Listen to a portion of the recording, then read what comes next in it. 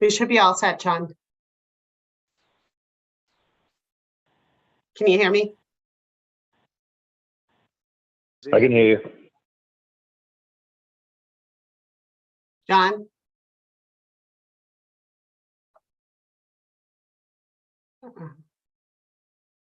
John Campbell? John Durkin can hear you, Lori. Can everybody hear me but John? I can hear you, yes. Yes.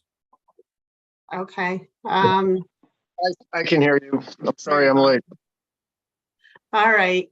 Apparently John can't hear me. So does somebody, John, can you hear me now? John, can you hear anybody? Yes, I'm here now. Okay. All right, you're all set to start. We're recording. Pardon me, I was sleeping. Good evening and welcome to the October 5th meeting of the Community Preservation Committee. This open meeting of the Community Preservation Committee is being conducted remotely pursuant to Chapter 2 of the Acts of 2023, an act relative to extending certain COVID-19 measures adopted during the state of emergency, signed into law March 29, 2023. All members of the Community Preservation Committee are allowed and encouraged to participate remotely. The act allows the Community Preservation Committee to meet entirely remotely as long as reasonable public access is afforded so the public can follow along with the deliberations of the meeting. The public is encouraged to follow along using the posted agenda. Members of the public who wish to view the live stream of the meeting may do so by going to Northborough Remote Meetings on YouTube. Ensuring public access does not ensure public participation unless such participation is required by law. This meeting will not feature public comment. I would like to do a roll call of who is present. We have from the committee, Andy Dowd, Here. Leslie Harrison, Here? Sean Durkin, Here. Peter Martin, Here. Andy Clark, Here. and John Campbell. That is me. I'm the chair. I am here. We also are joined by, from town staff, Lori Connors, town planning director, Here. and Jason Little, town accountant. Present. Thank you very much. Welcome all. Thanks again for making time for the meeting. We started a little late due to technical difficulties. It is 7:17. And without further ado, I'm going to turn the meeting over to Jason Little for his annual update of the CPA accounts. Thank you very much again for joining us, Jason. The floor is yours. All right, well, thanks for having me again. I enjoy doing this presentation. I have a very short presentation to share, so I'm going to share my screen now. Let's see.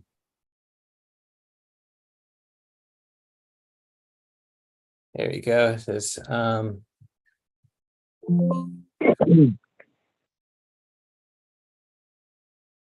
right. Does everybody see the presentation? Is it shared on the screen? No? Not as yet.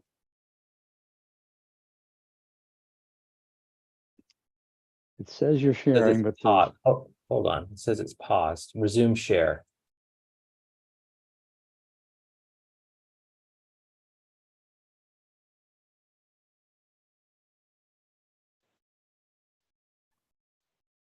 Well, let me try again. we have you. I have it up if you still have trouble.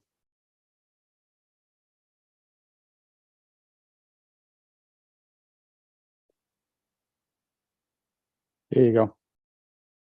All right. So all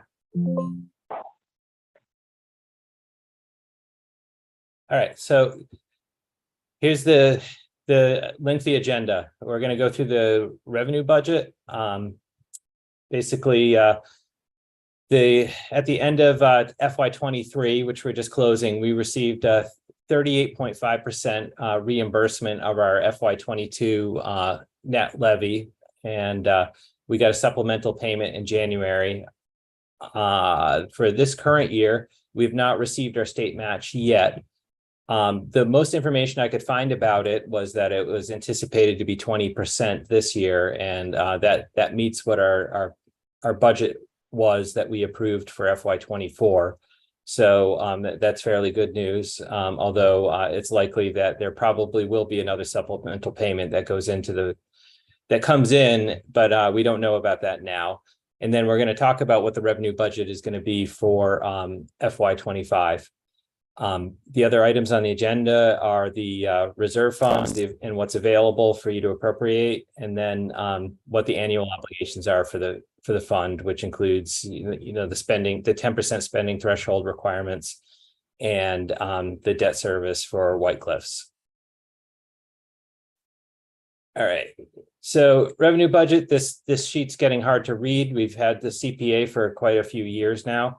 And again, I know John will probably make this point as well, but this represents the town has received about $3.2 million from the state trust fund that we would not have received otherwise had we not adopted the CPA. The town has also, levied approximately $9.6 million to get that, but that is $3.2 million that the town has received, and that's about a 36% match in the end.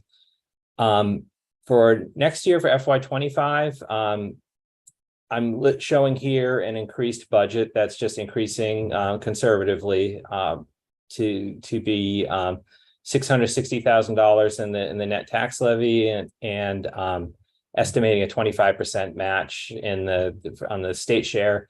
So that equals a total of $820,000. And this budget is what your 10% thresholds would be based on. So that means that you'll have to spend or reserve at least $82,000 for each of the three core purposes: affordable housing, open space, and historic resources.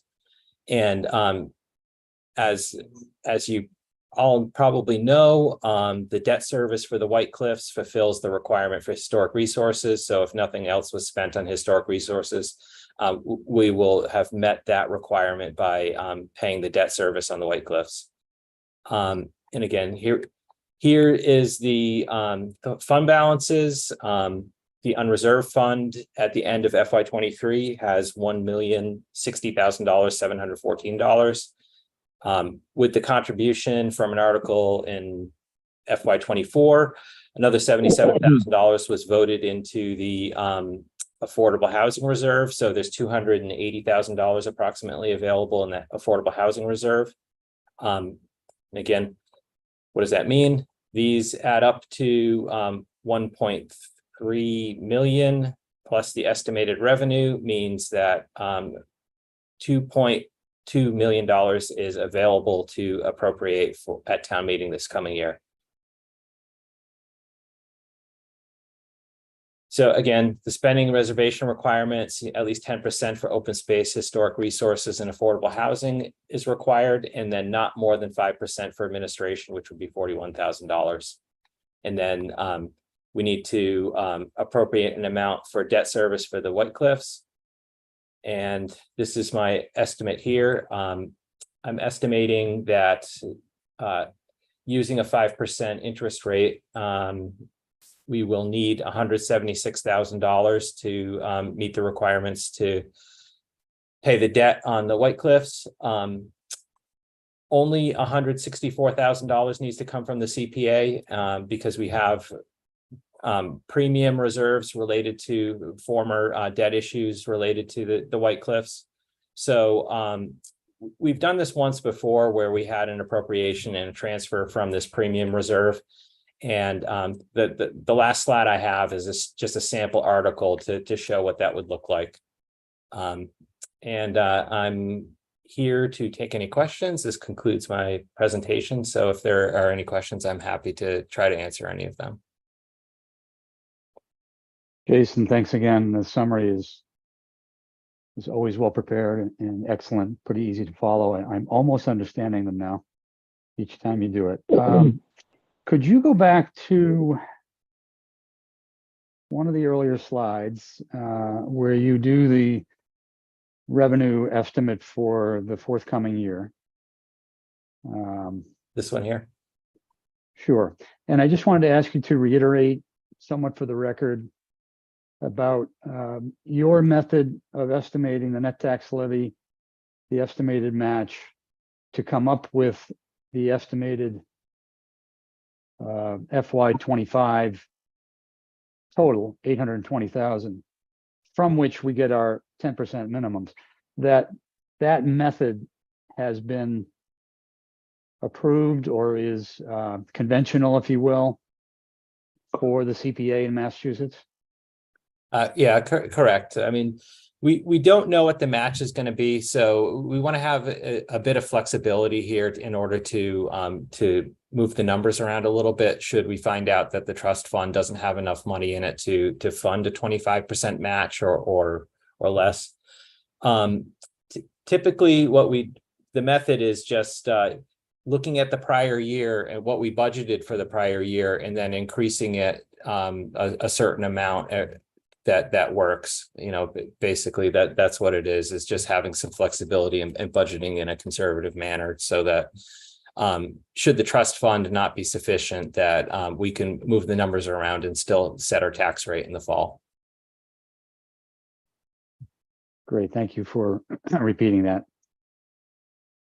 Committee members, anyone else want to ask Jason any questions on the numbers? Please chime in.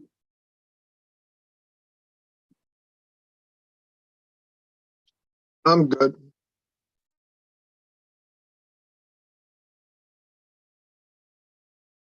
With regard to the potential state match, I think you stated it about right. There's a memo from the coalition through Stuart Saganor. I think it came through in July. By the way, is every committee member getting that email directly, or should I keep forwarding it? I think I get it directly. I get it. I get it directly. Okay, good. Thank you for confirming. I think what we need to do is just make sure the coalition has our updated email addresses, particularly for any members that have changed, but I'm glad to know you got it. And I think the last one I saw was July, if I'm not mistaken, and maybe more recently, but I believe it was July. The request to add to the state fund was not part of the fiscal budget. But historically, the coalition lobbies for an additional supplement and has been successful in that in recent years. It's unknown if that'll happen this year, but given that there has been a drop in the state fund incoming revenue, somewhat due to less house transactions, real estate transactions. So they estimated a 20% match. But as we've seen the last couple of years, we got a supplement. So we'll pray for that. And otherwise, it's still a good number. And our reserves are high, partly due to our conservative planning the last year or so, and some of the projects not going through. So we have options, and that's good. We'll continue to be receptive to projects or continue to be conservative planning going forward. I got another question if no one else wants to chime in that regard. Your last slide on the potential warrant article. And I know this came up late last year, and I know you wanted to cover it this year, which is fine. So there is another reserve that we can pull from to pay that. That's the 11,359. I assume that number will stay.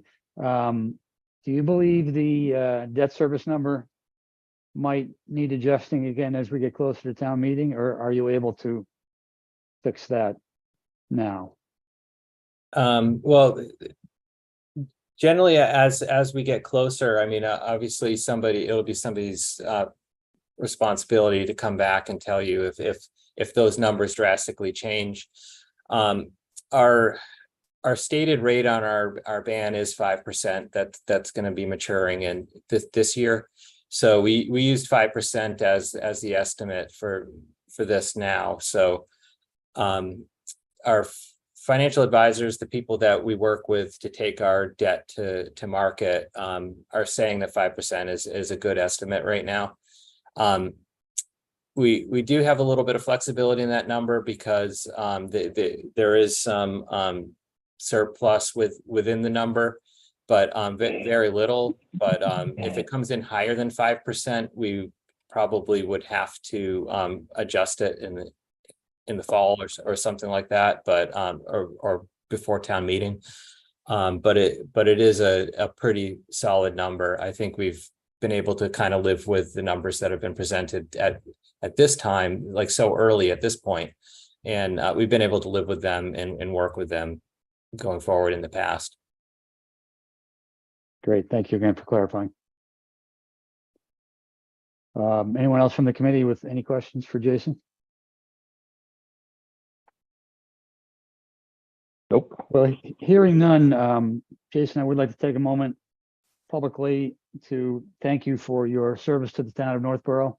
I understand you've taken a different position, and specifically your service to this committee. It's very helpful to know that we have someone behind the scenes taking care of the numbers. It's a great service to the town. The CPA has been a terrific resource for Northborough, and we will miss you. But again, I want to offer my heartfelt thanks for your service.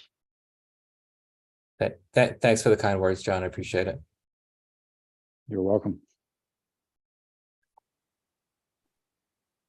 Thanks again for coming then, and you're welcome to hang on, but we will move on in our agenda. And just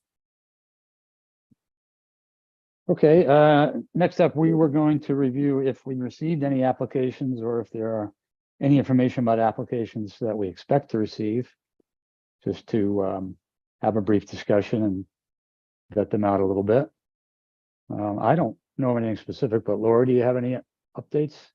I have no solid updates.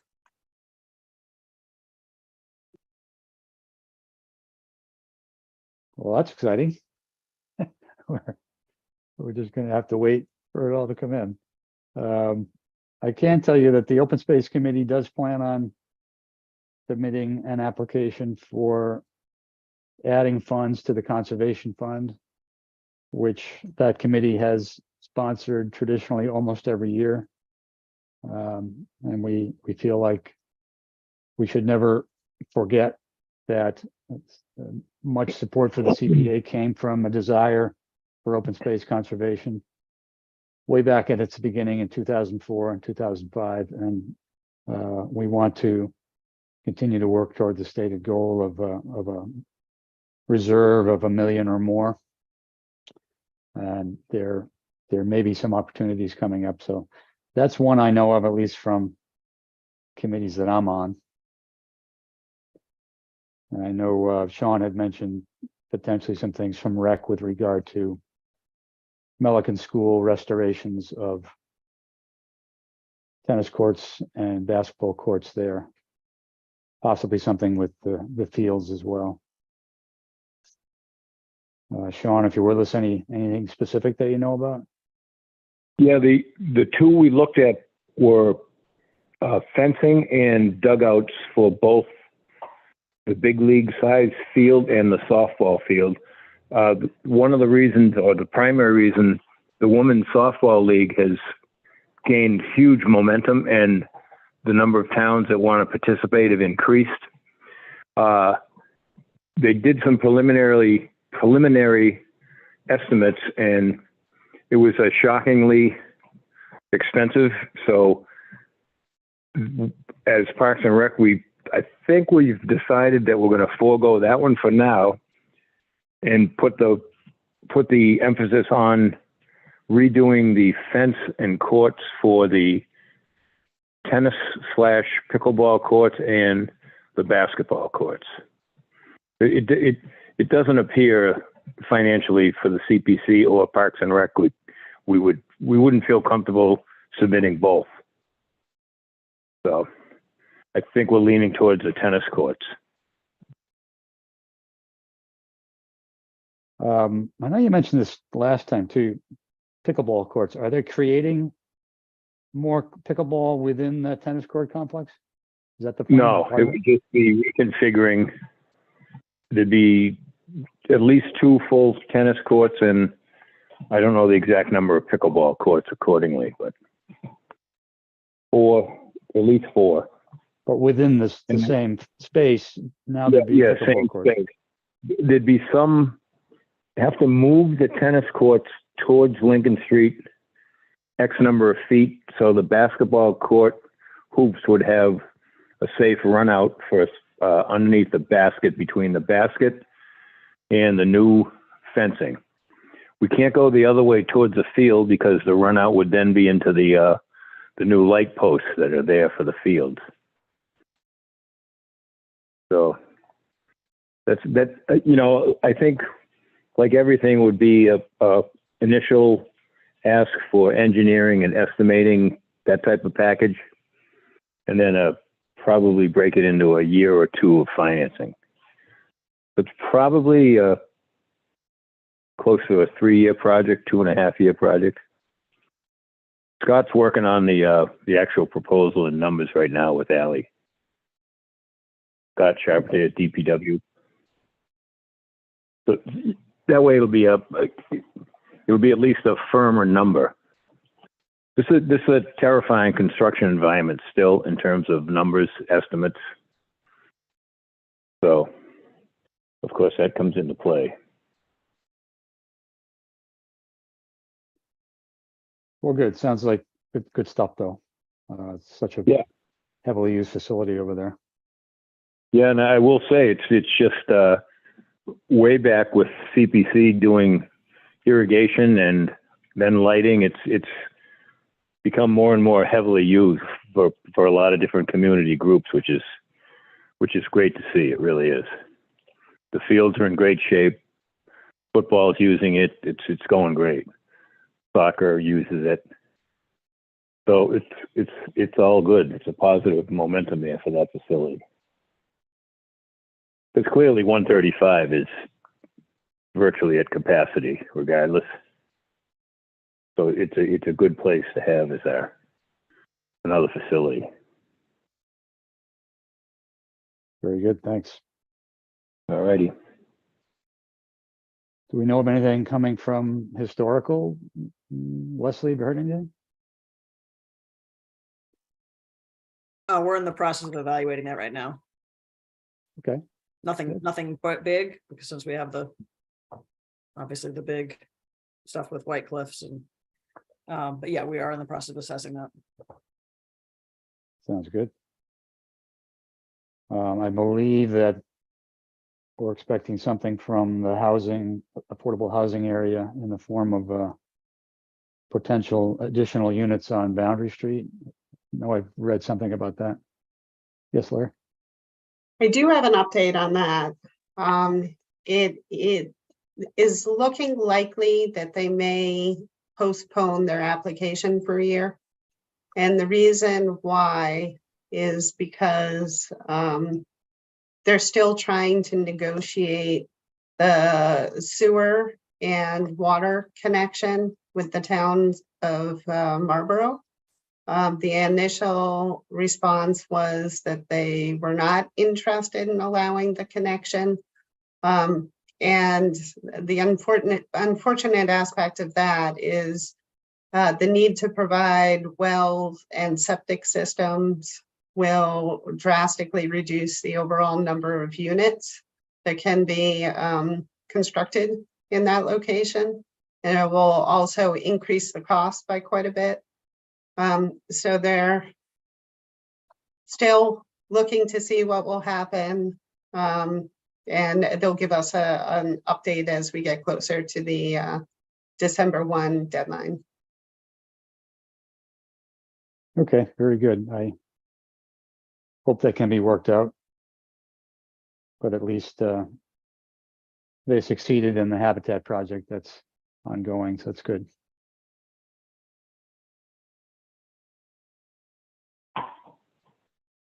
Okay, well, we will continue to look for applications and Um, I don't have any other new information, so we can move on to the minutes and talk a little bit about the next meeting. The minutes were sent by Michelle. Thank you very much, Michelle, if you're listening. And just a minor update that I suggested was sent out to everyone today. Does anyone have any comment on the minutes? And otherwise, anybody care to vote to approve it?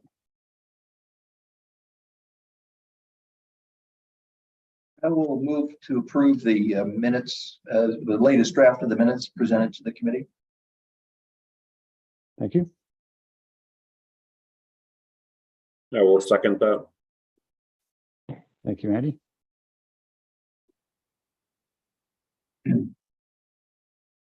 The only update was my own clarification of text in the first paragraph, essentially with regard to our discussion around the chairmanship.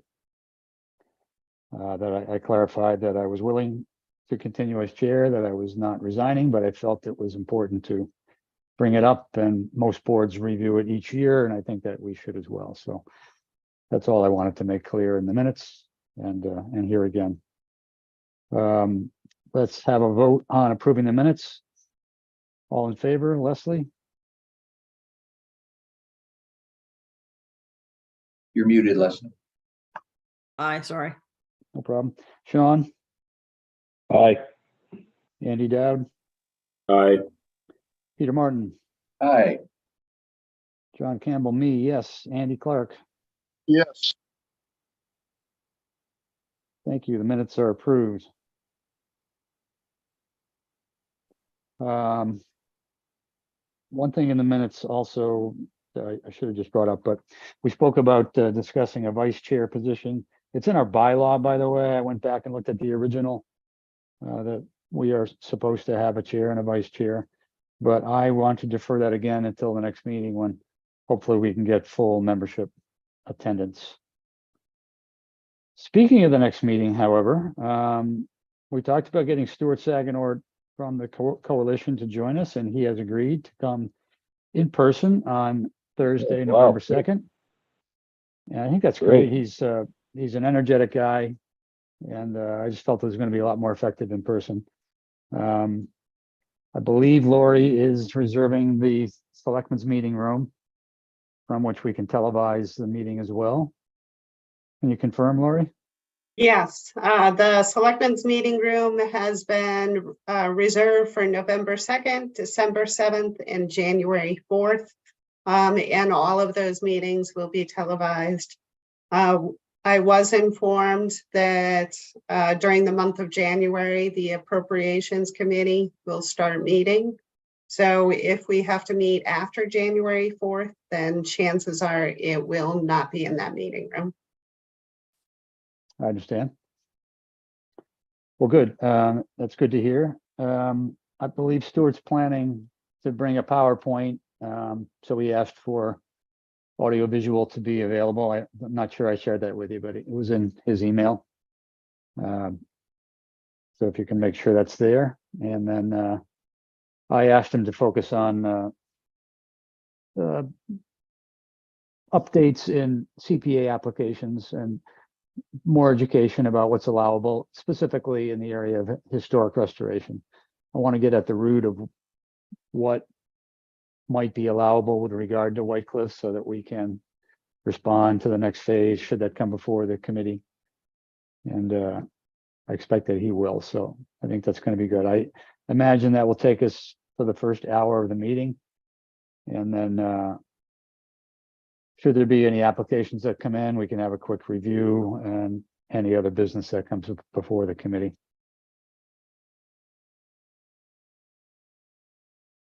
Anybody got any questions or comments on that, November 2nd? Only that I No, think it's it's extremely helpful. So thanks for arranging that. Yeah, good. I'm looking forward to it too. He's very informative guy. exciting. I like it. Good.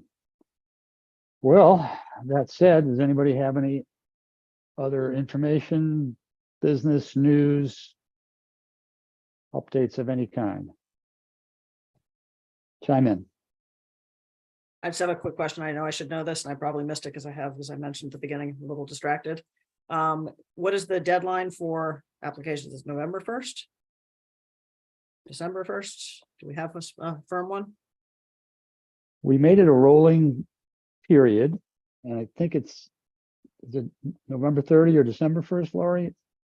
I was gonna look that up and I didn't.